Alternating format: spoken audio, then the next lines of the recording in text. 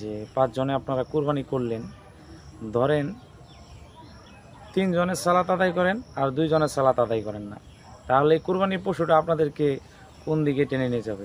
জান্নাতের দিকে নিবে না জাহান্নামের দিকে নিবে? কারণ যেহেতু আপনারা 3 জনের সালাত আদায় করেন, 2 জনের সালাত আদায় করেন না, তাহলে এই পশুটা কোন দিকে টানবে? এটা আপনাদের উপরেই আমি ছেড়ে দিলাম। ইন্নাল হামদালিল্লাহি নাহমাদুহু ওয়া নুসাল্লি আলা রাসূলিহিল কারীম, আম্মা বাদ। সম্মানিত মুমিন মুসলমান, আপনারা আশা করি ভালো আছেন। আপনাদের রহমতে আমি ইনশাল্লাহ ভালো আছি।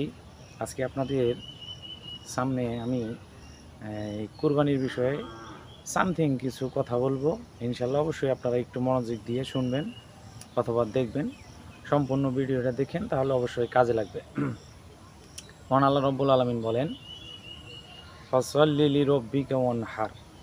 আগে সালাত, পরে হচ্ছে কুরবানি। আগে সালাত, পরে হচ্ছে কুরবানি।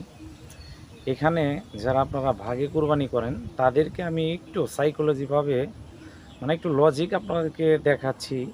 ধরেন 5 জনে আপনারা কুরবানি করেন, 5 জনে কুরবানি করার মানে মানুষের ভিতরে ধারণা, মানে এটা মানুষের ধারণা করে যে 5 জনে আমরা কুরবানি করছি, এই কুরবানির পশুটা আমাদেরকে টেনে জান্নাতে নিয়ে যাবে।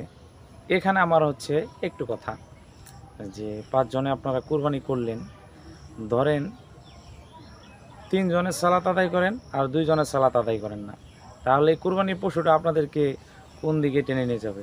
জান্নাতের দিকে নিবে না জাহান্নামের দিকে নিবে? কারণ যেহেতু আপনারা 3 জনের সালাত আদায় করেন, 2 জনের সালাত আদায় করেন না, তাহলে এই পশুটা কোন দিকে টানবে? এটা আপনাদের উপরেই আমি ছেড়ে দিলাম।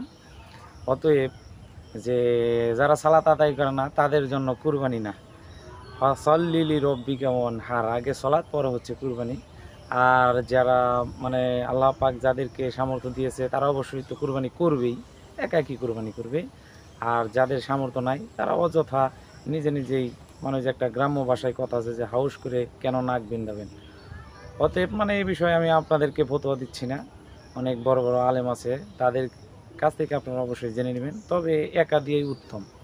একা আপনারা ইনশাল্লাহ কুরবানি একা দেওয়ার জন্যই চেষ্টা করবেন, সামর্থ্য থাকলে একা দিবেন। ইনশাল্লাহ অন্য কোনো বিষয় নিয়ে আপনাদের সামনে কথা হবে। আজকের জন্য আল্লাহ হাফেজ।